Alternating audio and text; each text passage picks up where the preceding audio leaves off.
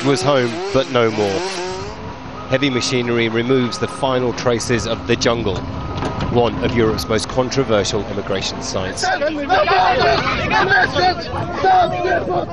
The day began with the protesters chanting, "Stop deportation," they cry.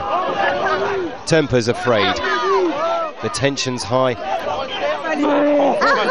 emotions too much for some.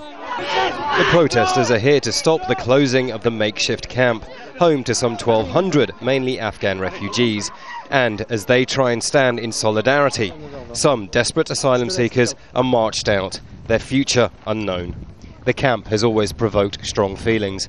Many locals simply wished it wasn't there. For the refugees, it's their only hope of a better life in the West, after escaping war, poverty and persecution in some cases. But speaking to French radio, the immigration minister Eric Besson was blunt on the need to close the jungle.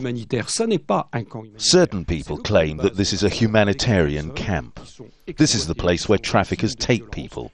You have bosses who exploit people and they become victims of violence.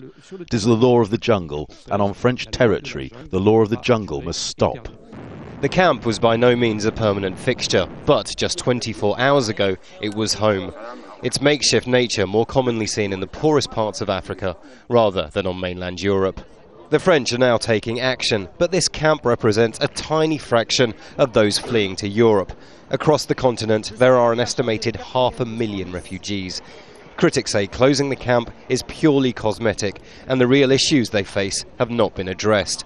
So, the future remains as uncertain as ever for these now homeless young men. Imran Khan, Al Jazeera.